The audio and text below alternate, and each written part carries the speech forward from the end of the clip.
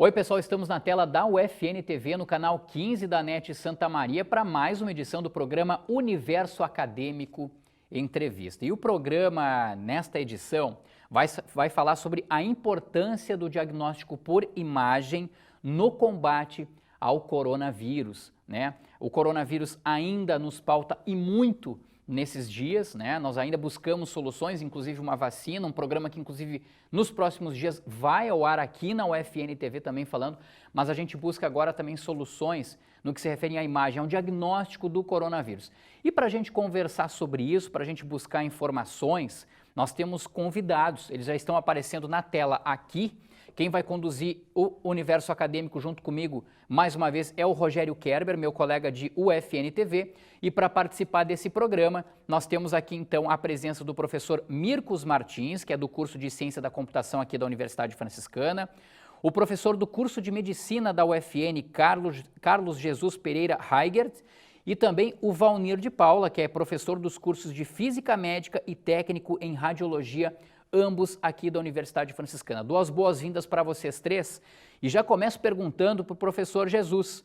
Professor, já que o nosso assunto é sobre a importância do diagnóstico por imagem no combate ao coronavírus, qual é a contribuição desse tipo de método, professor, no diagnóstico por imagem, no caso, para que a pessoa que seja suspeita de estar com o vírus tenha diagnosticado a presença do coronavírus em seu organismo? Seja muito bem-vindo, professor.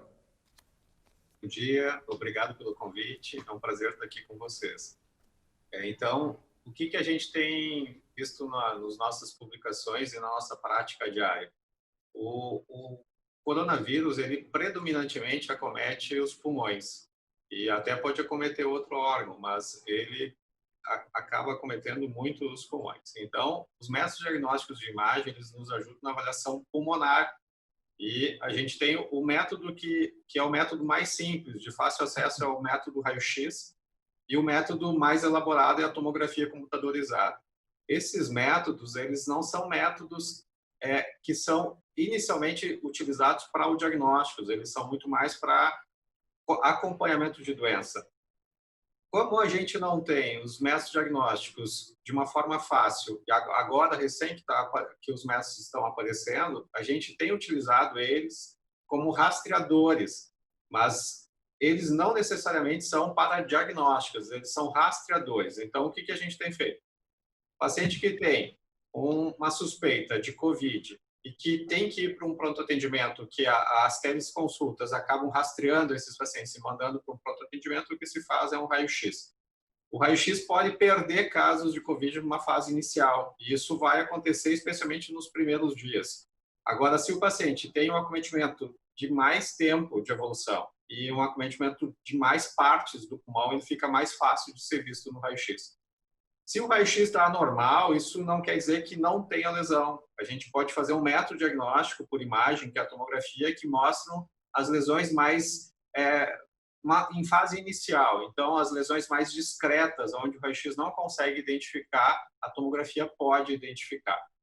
O que a gente tem feito, então? O raio-x numa fase inicial, se a suspeita é forte para a COVID, acaba indo para a tomografia rastreia padrões de imagem.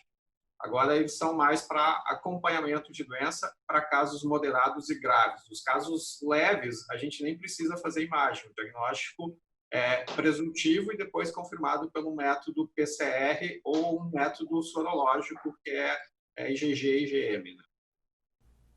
Perfeito. Professor Valnir, qual a participação do físico médico em um ambiente de radiologia que atende a pacientes com suspeita de coronavírus? Bom dia a todos, pessoal. Bom, o físico médico ele já tem como função normal da sua carreira zelar pela qualidade dos exames que faz, e os exames que envolvem radiação ionizante, né, como é o caso da tomografia e do raio-x convencional, são as doses de radiação. Então, dentro desse ambiente do coronavírus, isso tem que ser, obviamente, mantido, né, a melhor qualidade possível, mas as equipes de técnicos e tecnólogos em radiologia, eles estão inseridos dentro de um contexto maior, de uma equipe multidisciplinar, principalmente da área de enfermagem e a medicina, que estão mais na frente do paciente, né? Então, ele tem que cumprir a sua tarefa de produzir a imagem dentro desse contexto de isolamento de uma doença infecciosa. Então, é um desafio. As equipes têm que se integrar, né? Tanto da atividade da física médica, nos bastidores, porque o físico médico ele não fica muito na linha de frente. As equipes de radiologia, os tecnólogos de radiologia, os técnicos de radiologia, eles estão na linha de frente, tanto quanto as equipes de enfermagem, por exemplo. Então, o desafio é fazer a sua tarefa de uma forma competente, de uma forma em que a radiação seja otimizada e que sejam produzidas imagens de a melhor qualidade possível para que o diagnóstico seja também facilitado. Mas isso tudo é harmonizado, né, com as normas que existem dentro de um ambiente de pandemia, dentro de um ambiente de isolamento, onde estão esses pacientes para serem examinados. Sim, bem interessante essa colocação do professor Valnir. Eu quero aproveitar e introduzir também na nossa conversa aí o professor Mircos Martins, que é do curso de Ciência da Computação. Professor Mircos, como é que fica essa interatividade, professor Mircos, entre a questão da ciência da computação com essas áreas de diagnóstico? A gente vive um momento bem importante. A gente sabe, por exemplo, que desde os anos 50 do século passado para cá, essa área do diagnóstico por imagem ela veio crescendo, ela veio se desenvolvendo junto com a tecnologia, e aí a ciência da computação ganha um papel fundamental também como aliada da medicina. Como é que tem sido essa interatividade, professor Mircos, entre quem trabalha com a ciência da computação e quem trabalha com o diagnóstico por imagem? Bom dia, então, né? Essa questão da interação computação com as outras áreas, né? Com áreas diferentes da nossa formação, né? Da área de saúde, por exemplo, medicina, física médica, enfim. É bem interessante porque nós, da área da computação, né, nós da área tecnológica, o nosso chão, assim, vamos dizer, é desenvolver soluções geralmente para outras áreas, né? Dificilmente, ciência da computação se desenvolve uma solução para a própria ciência da computação.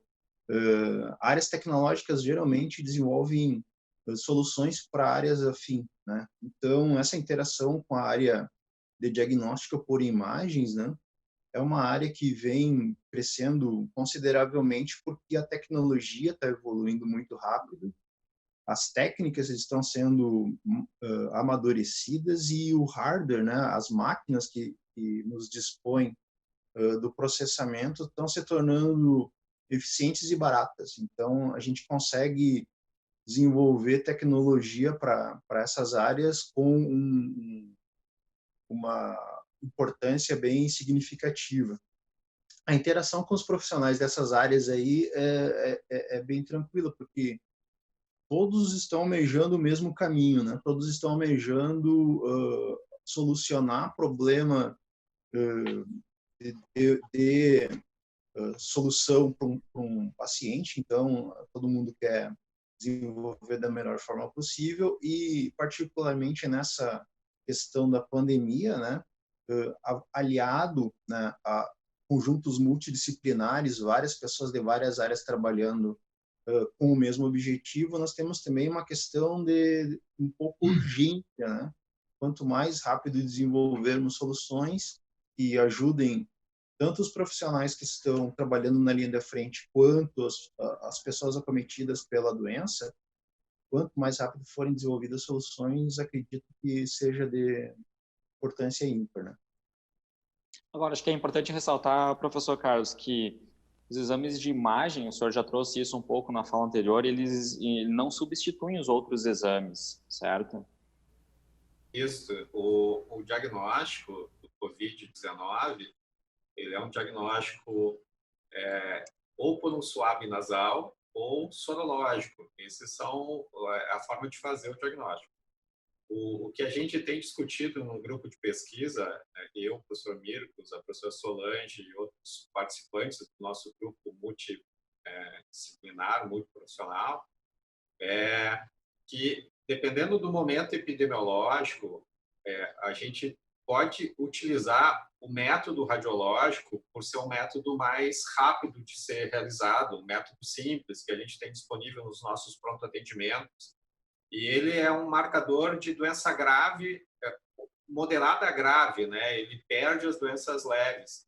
Então, nesse contexto que a gente ainda não chegou, e tomara que não chegue no momento epidemiológico de doença, ou seja, com muitos casos, o raio-x acaba ajudando nesse momento de classificar doenças.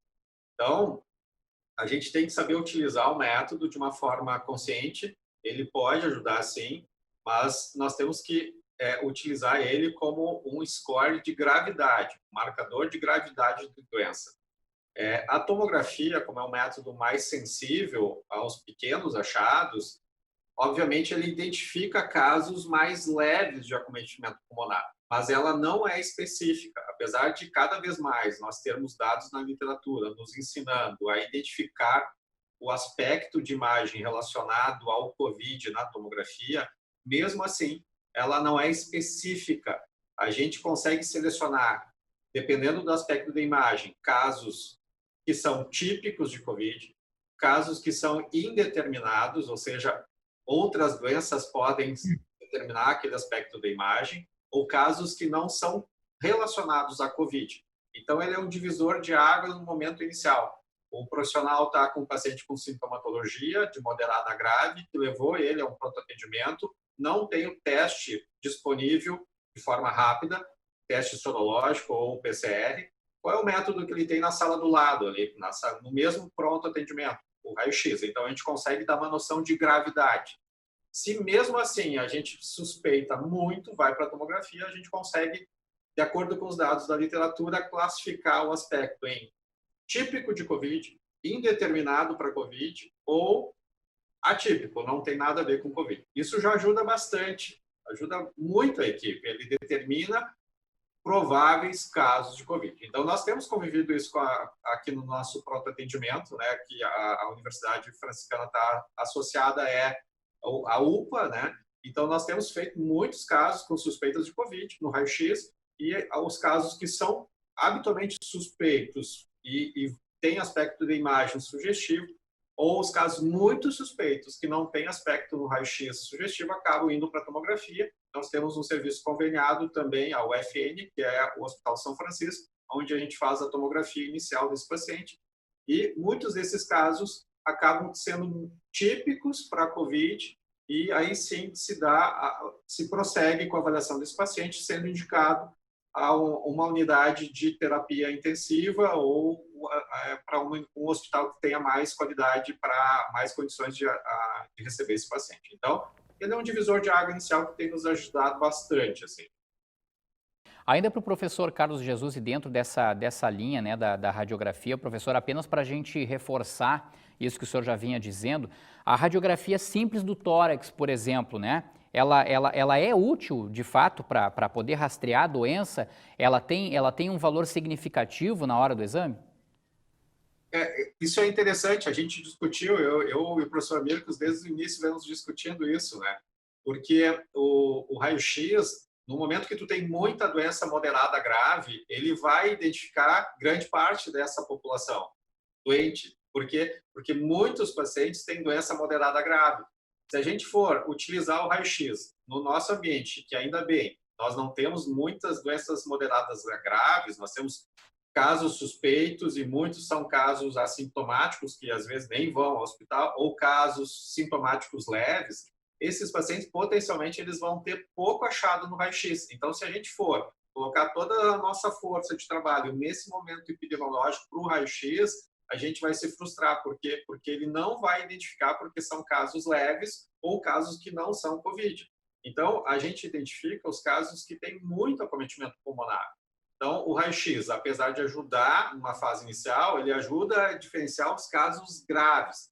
Mas, antes de mais nada, ele ajuda a dar uma tranquilidade para a equipe nos casos que não são COVID e que têm doença respiratória de moderada a grave, que estão pensando em COVID. Então, tem muitos pacientes que procuram a UPA e a gente tem como classificar pelo raio-x que não é COVID, que isso é uma pneumonia da comunidade, que isso é uma insuficiência cardíaca, que isso é outro aspecto da imagem.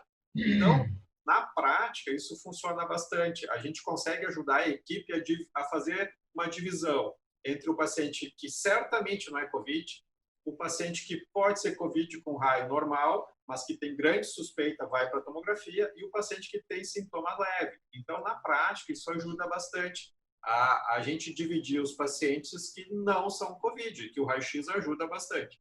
Agora, a tomografia, ela aí sim ganha bastante em qualidade, ganha bastante em sensibilidade, ou seja, a gente tem uma sensibilidade de identificar o aspecto mais precocemente, e ele tem uma especificidade um pouco maior do que o raio-x, mas não é específico achado para COVID. Tem casos que a gente pensa muito que é COVID e não vem o teste positivo. Nós tivemos já alguns pacientes no nosso meio aqui que nós pensávamos que era COVID pelo raio inicial, pensávamos que era COVID pela tomo, fizemos controle tomográfico porque esperávamos 7 dias para ver o resultado, agora o resultado está mais rápido, mas não confirmava a COVID, e a gente ia continuar pesquisando, avaliando o que poderia ser aquele paciente. Então, nós tivemos um paciente que foi a óbito e não era COVID. Inicialmente, a gente pensou que era COVID, porque o aspecto da imagem não é específico.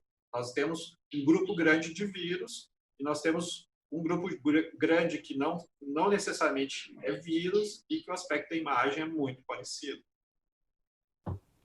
E essas possibilidades, professor, de detectar algumas doenças através de exames de imagem, elas aumentam a chance de cura? Eu pergunto para o professor Valnir. Eu acho que o Dr. Carlos está mais credenciado para responder, mas como ele já expôs, né, o diagnóstico por imagem vai contribuir numa fase de acompanhamento da doença, né? Então, aumentar a chance de cura, não sei, ele vai mostrar o estágio em que a doença anda. Eu não sei, o doutor Jesus talvez fale com mais propriedade sobre a interferência desse diagnóstico, dependendo da etapa, no tratamento do paciente, né? Mas eu imagino que uma vez que tenha sido diagnosticado que seja o COVID, que ele vai ter já um protocolo padrão de tratamento e ele vai fazer um acompanhamento pelas imagens da evolução, né? Eu deixo para o doutor Jesus complementar. Por favor, doutor. Não, eu acho que é isso mesmo, né, professor Valnir? A gente, depois de ter o aspecto da imagem, o que a gente tem feito é acompanhamento de doença.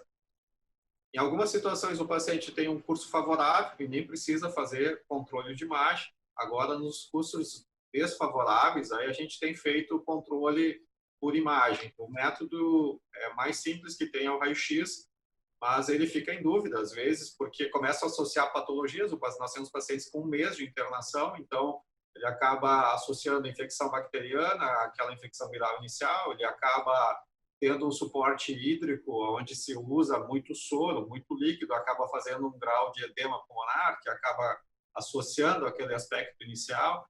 Então, a gente vem controlando alguns pacientes e tentando dar essa evolução de doença, porque a gente percebe que o paciente que tem a doença pulmonar identificada pela tomografia, que é o método sensível de imagem que a gente consegue trabalhar, alguns pacientes ficam sem lesão, acabam recuperando aquele aspecto de imagem, e outros fazem um grau de fibrose pulmonar. Então, alguns pacientes eles vão ter acometimento pulmonar definitivo, e a gente vai graduando e identificando essa diferença de progressão de doença.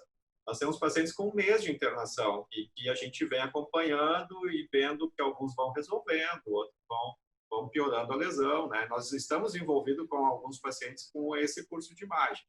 Então, ajuda bastante. O método de progressão de doença ou de resolução de doença que a gente tem utilizado para ajudar os grupos clínicos e médico assistente desse paciente é por imagem, raio-x e tomografia. Como a tomografia, isso é interessante, porque aí eu passo depois para o professor Valnir, que trabalha bem com isso, né? O professor Valnir é técnico em radiologia, e a questão raio-x e tomografia, o bom seria usar a tomografia para todo mundo, mas a tomografia tem muita radiação ionizante, e a radiação é acumulativa. Então, a gente fica dosando a quantidade de exames necessários para não expor o paciente a riscos desnecessários. E aí entra bastante a física, bastante o cuidado técnico, né? Então, esse trabalho, ele sempre está ponderando uma balança entre riscos e benefícios de imagem. Professor Valnir, explica para a gente exatamente essa questão da radiação ionizante e principalmente o fato também de que até hoje não se utilizava a Covid-19, os exemplos de imagem, por exemplo, daqui a pouco para os alunos estudarem isso. Isso passa a ser utilizado agora também em cursos da Universidade Franciscana. Com certeza, com certeza. Desde o início nós já trabalhamos com as turmas em andamento aqui na UFN esse tema, né? A gente tenta trazer para dentro da sala de aula a nossa vivência e o que a literatura está nos trazendo de novo, né? Porque isso evolui muito rapidamente. Mas a respeito do que o Dr. Jesus falava ali, é uma realidade. Enquanto o raio-x de tórax tem uma dose extremamente baixa de radiação, ainda bem, porque o exame de tórax é um exame muito comum, a tomografia são centenas de vezes mais dose de radiação que uma radiografia do tórax. Várias centenas de vezes. Então, nós temos uma preocupação, a classe médica, os radiologistas que interpretam os exames têm essa preocupação em minimizar essas doses, até porque o paciente que faz uma tomografia, ele pode repetir em algum tempo depois para controle, né, esse exame. Então, nós temos estratégias de redução de dose em tomografia. Nós temos um protocolo chamado protocolo de baixa dose para tórax, porque o tórax é uma região anatômica do corpo que nós chamamos que tem um alto contraste do sujeito, ou seja, as estruturas anatômicas do tórax, elas são muito bem evidenciadas nas imagens, né? Então, isso nos possibilita obter imagens dessa região, a região torácica, com menos dose de radiação, aceitando algum nível de ruído de imagem, né? Quando isso, o ruído da imagem é uma granulação que acontece quando existe baixa dose de radiação no exame. Então, existe um limiar onde esse nível de ruído pode ou não interferir na qualidade do diagnóstico. E, geralmente, em exames de tomografia do tórax, é permitido que nós baixemos as doses, principalmente quando já tem um diagnóstico da patologia e se quiser fazer um controle, né, futuro das lesões, então, já tem um diagnóstico conhecido e vai controlar. Então, a gente consegue fazer isso aí, muitas vezes, ou geralmente, com 1/4 da dose de radiação que nós faríamos um exame normal. Isso significa que um paciente que tenha que repetir 2 ou 3 vezes esse exame durante uma internação, ele vai estar recebendo a dose de radiação de um exame, desde que os cuidados sejam tomados e que a física médica, junto com a equipe de médicos radiologistas, obviamente, estejam em consonância, né, para ver se a qualidade das imagens está compatível com um bom diagnóstico. Perfeito, perfeito. Vamos fazer um rápido intervalo, pessoal. Na sequência, a gente vai voltar para mostrar, por exemplo, que o professor Mircos Martins desenvolve um programa com inteligência artificial, né, para rastrear a Covid-19 via imagem de raio-x. O Universo Acadêmico Entrevista de hoje está falando sobre a importância do diagnóstico por imagem no combate ao coronavírus. Um rápido intervalo. Na sequência, a gente retorna com esse tema.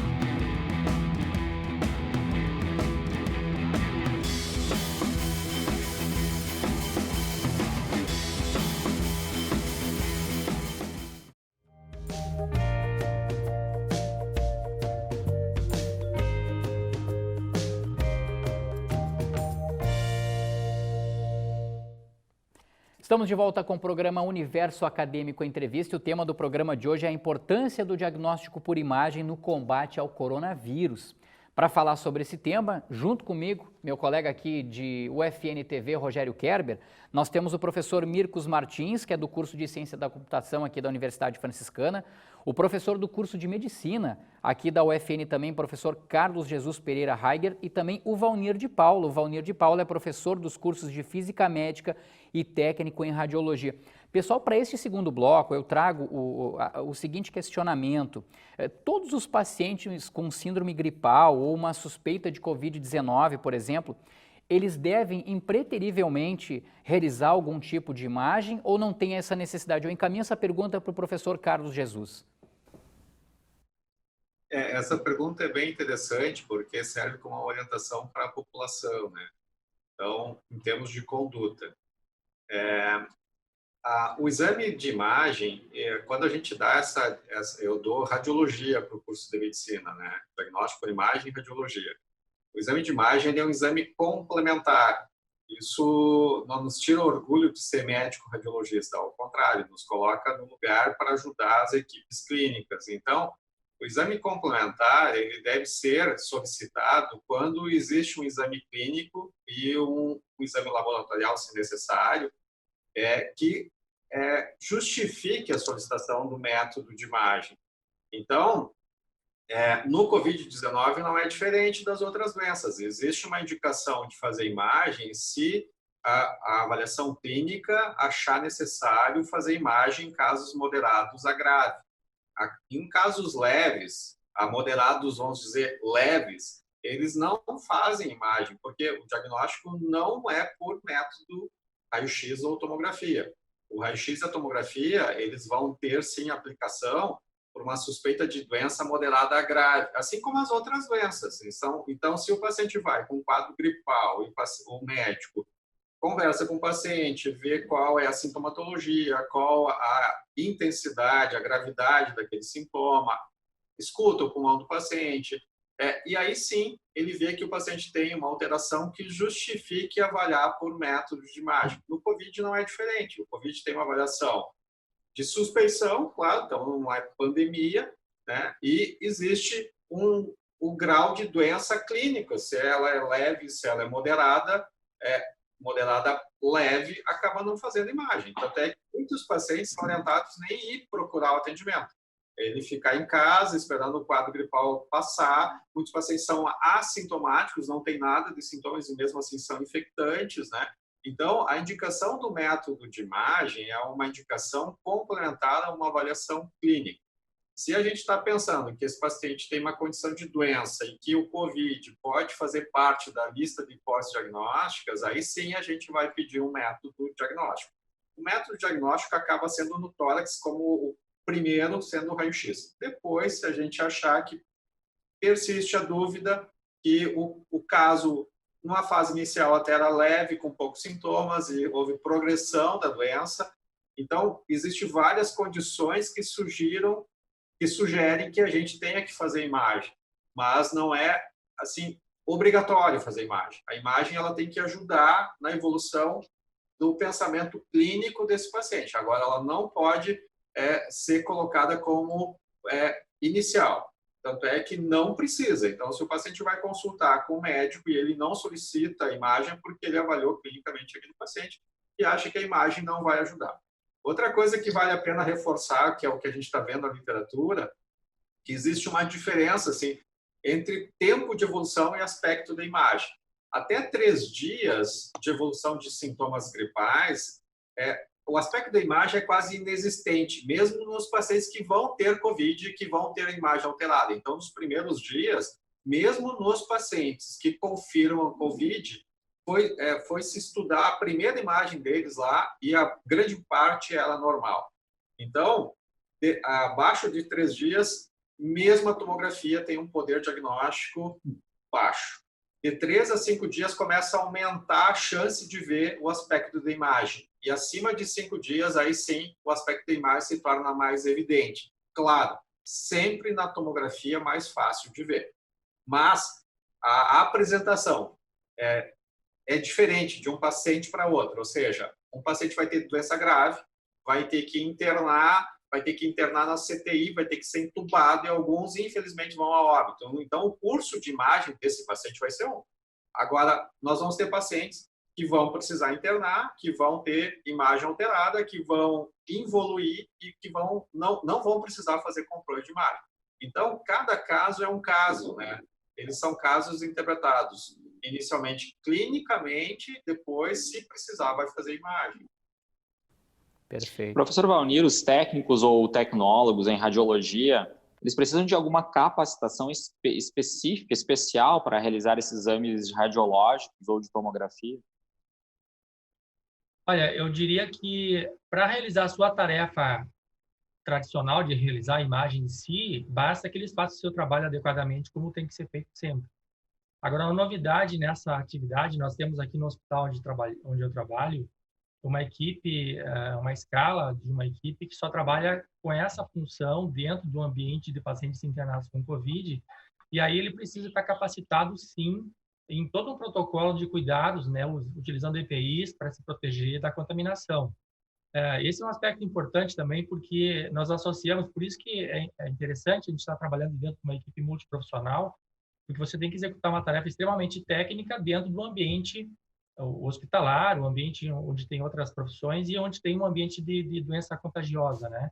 Então, inclusive o aspecto psicológico das equipes tem que ser trabalhado, porque essas equipes, como todas as pessoas da área da saúde que estão na linha de frente, eles têm famílias em casa, eles têm pessoas em casa que eles sempre têm aquele receio que poderiam estar levando o vírus para casa e tudo mais.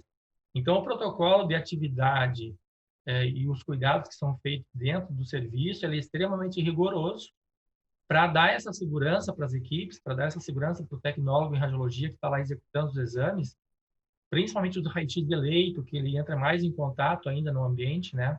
Na tomografia, nós temos, por praxe, até para poder otimizar essa questão, onde o tecnólogo ou técnico de tomografia ele fica numa sala de comando e uma outra pessoa da radiologia que faz o posicionamento do paciente em mesa para não ter que estar todo mundo entrando em contato, né?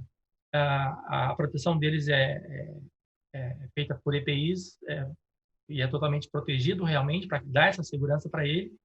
Ele tem todo um protocolo depois, no momento que deixa o ambiente para fazer uma higienização, tomar banho, troca de roupa. Quer dizer, a intenção é que não haja nenhum risco de levar para casa ou fora do ambiente o contágio, né? Então, eu diria que, retornando à pergunta, a capacitação que essa pessoa tem que ter é paralela à sua atividade profissional, porque ele precisa realmente estar capacitado dentro desses protocolos para fazer tudo de uma forma muito correta para que a sua tarefa seja executada com segurança para todos, né? Essa que é a grande questão. Sim, é bem, aliás, é muito importante mesmo essa questão da proteção também, professor Valnir. Agora, eu quero resgatar aqui algo que nós já mostramos no mês de abril na UFN TV, que é um projeto desenvolvido pelo professor Mircos Martins, né, junto ao curso de Ciência da Computação, professor Mircos, que é justamente o desenvolvimento de um projeto, um software, né, que consegue fazer, com a ajuda da inteligência artificial, uma espécie de triagem a partir de uma sequência, a partir de um banco de imagens, né, em relação à avaliação, à detecção da Covid-19 nas pessoas. Eu gostaria de saber do professor Mircos Martins, professor, como é que foi o desenvolvimento desse software e de que maneira ele vem atuando, aí, vem auxiliando os profissionais de saúde? Bem, inicialmente, tem um termo que eu gostaria de salientar, que dentro do desenvolvimento, né, de visão computacional, que é uma sub-área da inteligência artificial, se usa o termo diagnóstico por imagem, né? Na realidade, a gente não faz o diagnóstico, a gente faz o desenvolvimento de uma ferramenta que auxilia o diagnóstico, né? Então, acho que era importante destacar isso. A ferramenta é para auxiliar no diagnóstico e, como falou antes o professor Jesus ali, seria um meio de classificar as imagens de acordo com a gravidade do acometimento de Covid no paciente, né? Então, a gente classifica as imagens de raio-x do tórax baseado numa base de dados que contém imagens positivas e negativas para a doença, e a partir, então, da identificação de padrões naquelas imagens ali, um modelo, né, computacional, utilizando inteligência artificial, faz a classificação e dá uma resposta sugestiva para quem está fazendo o diagnóstico, fazer a triagem, então, relativo àquele paciente, né? Então, o software é alimentado com imagens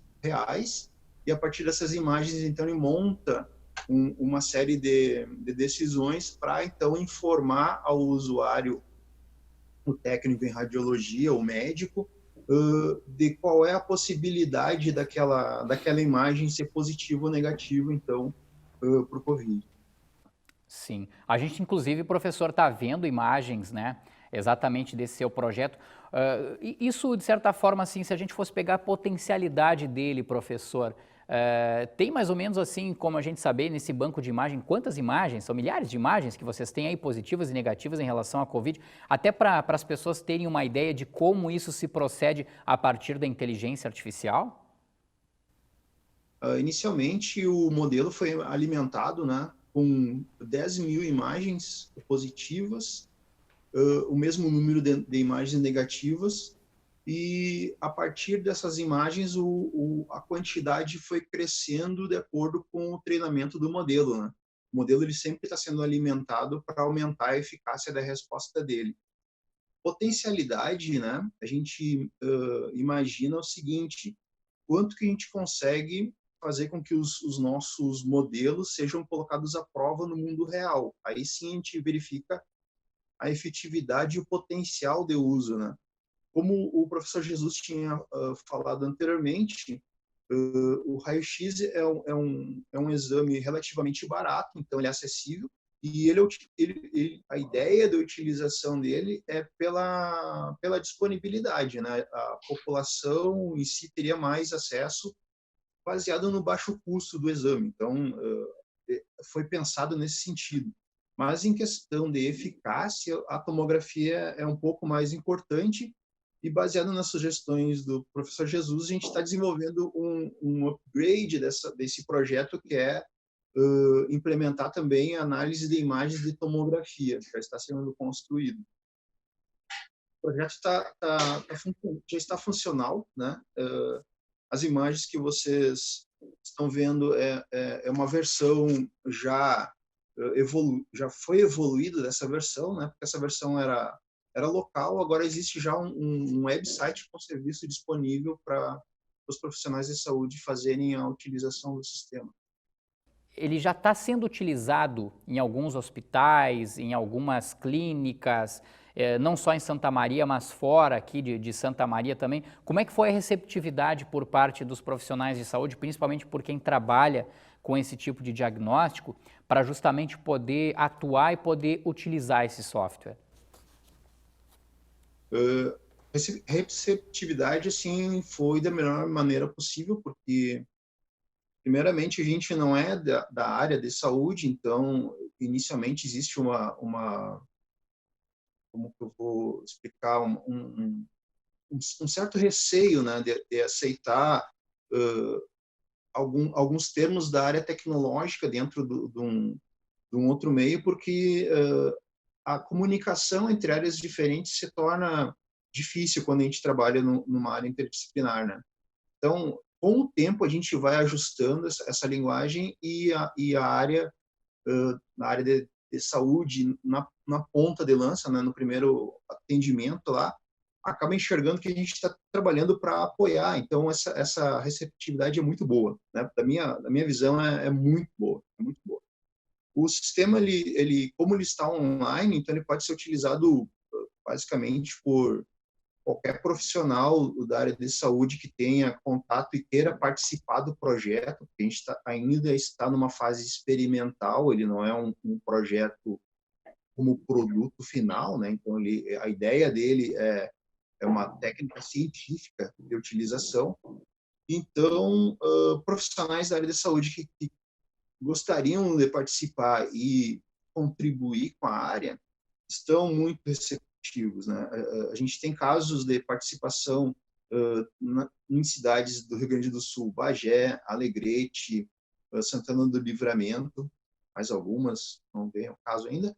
E fora do estado já também existem alguns usuários, né, fazendo contribuições, colocando imagens, verificando se a imagem foi triada corretamente, né, classificada corretamente em São Paulo, Santa Catarina.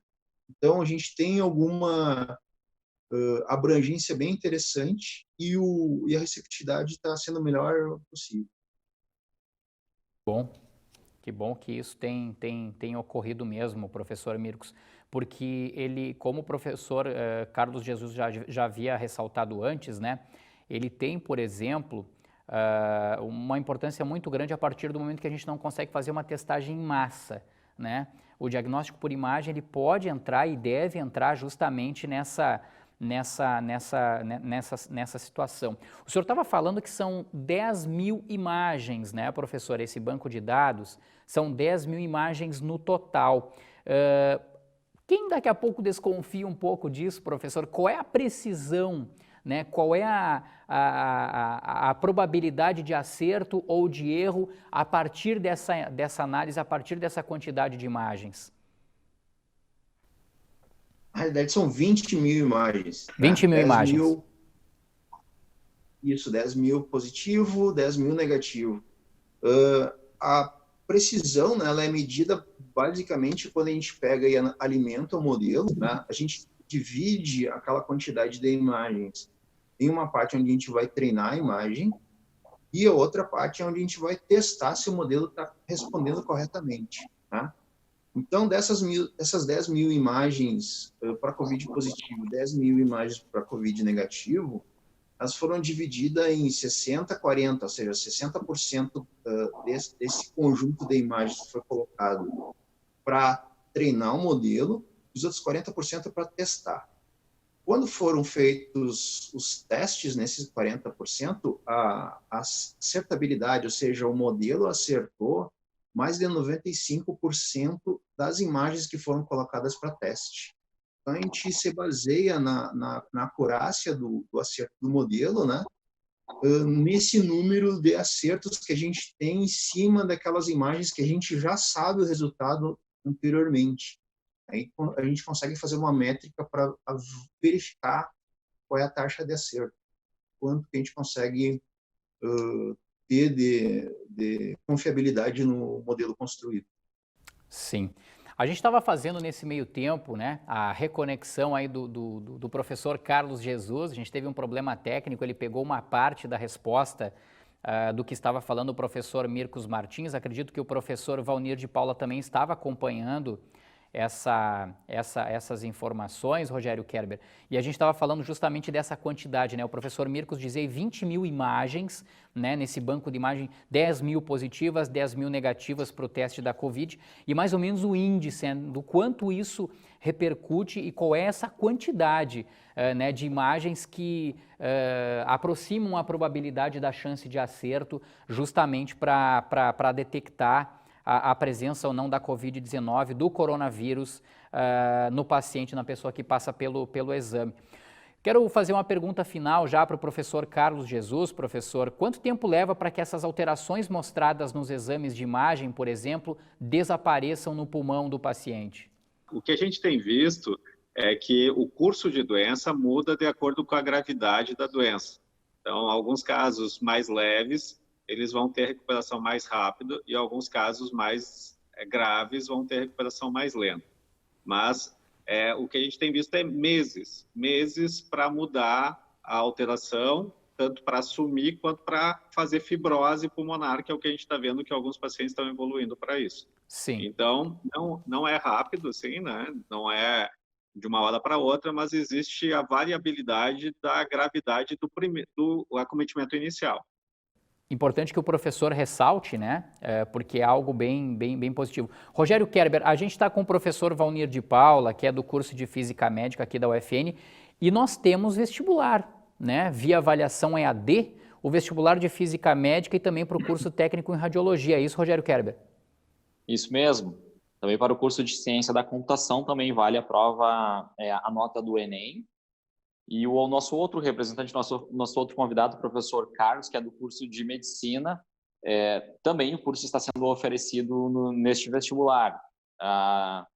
Então, as inscrições estão abertas, não é mesmo, Jareta? Fica o convite aí para quem se interessou por alguma dessas áreas, não é mesmo? Exatamente. Quem tiver interesse na área da medicina, na área da ciência da computação, na área da física médica, pode fazer a inscrição pelo fn.edu.br até o dia 22 de junho. Pessoal, bem importante, né? A prova este ano, ela é via avaliação da nota do Enem. É só você entrar lá em ufn.edu.br, você vai poder conferir bem as informações disponíveis em relação ao vestibular de inverno 2020 da Universidade Franciscana. Professores, é importante fazer um registro aqui também, porque maio é o mês do físico médico, mais precisamente dia 19 de maio, professor Valnir. Não estou errando a data, acredito. E mais uma vez, professor Valnir, a ciência se destaca para resolver problemas da humanidade, né? Muito importante essa questão da física médica, da medicina e também tudo isso aliado à ciência da computação. Eu gostaria que o senhor falasse um pouco sobre exatamente essa importância do físico médico, justamente no mês de maio agora, quando nós estamos vivenciando mais uma vez mais uma celebração do físico médico. Ok. A física, apesar de ser uma ciência exata, ela vem de longa data associada com a medicina, né? Tanto é que foi um físico que descobriu os raios-x, e hoje nós temos métodos de imagem baseados em raio-x, tomografia, radiologia, mamografia, porque houve uma descoberta desse tipo de radiação em 1895 pelo físico alemão Röntgen, e desde lá os métodos de imagem e logo a seguir os métodos de tratamento utilizando radiação passaram a ser usados, e a medicina tem esses métodos têm uma aplicação íntima dentro da medicina, né? É impossível separar uma coisa da outra hoje em dia. E cada vez mais os físicos estão em outras áreas da medicina atuando, contribuindo enquanto equipe multidisciplinar, tanto no tratamento, né, que se trata da radioterapia, alguns tipos de tratamento em medicina nuclear, onde são utilizados radioisótopos para fazer diagnóstico e tratamento de pacientes.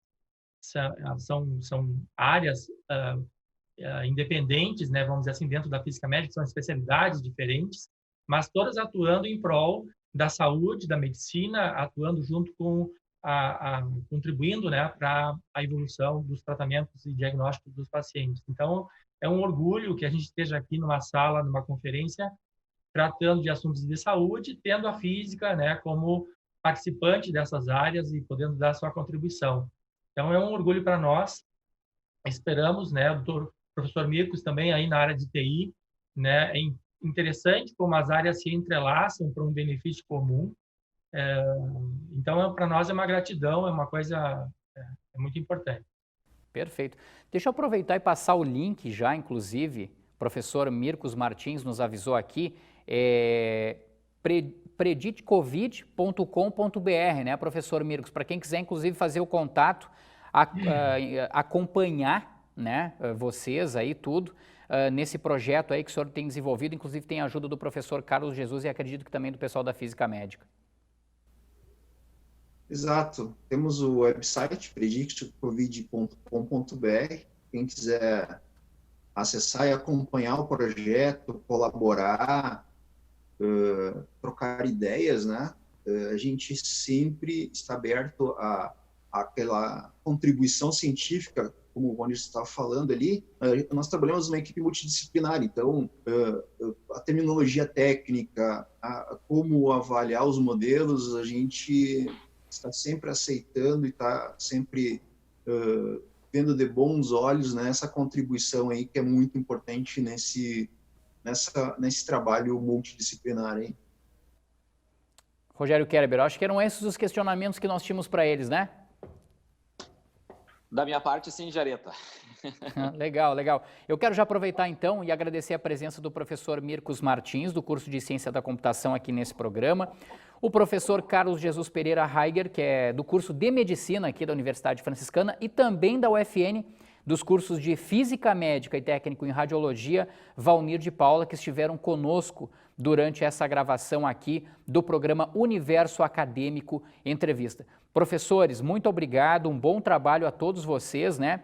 E que cada vez mais a ciência possa se destacar e possa comprovar que é ela e a partir dela que nós podemos chegar a resultados para mudar e para evitar conflitos na humanidade, ao mesmo tempo melhorar a qualidade de vida de todos nós. Mais uma vez, muito obrigado pela participação de vocês aqui no programa Universo Acadêmico. Estendo esse agradecimento também ao meu colega Rogério Kerber, que esteve comigo aqui. Pessoal, se você quiser acompanhar este programa na íntegra no YouTube, basta colocar o FN TV lá no YouTube. Você pode acompanhar todo ele, ou então permanecer no canal 15 da NET aqui de Santa Maria, na UFN TV, e acompanhar as reprises do programa Universo Acadêmico Entrevista. Nós voltamos a qualquer momento na programação da UFN TV com a nova gravação do programa Universo Acadêmico Entrevista e com um novo assunto também. Um grande abraço a todos, muito obrigado pela sua companhia também. Até lá!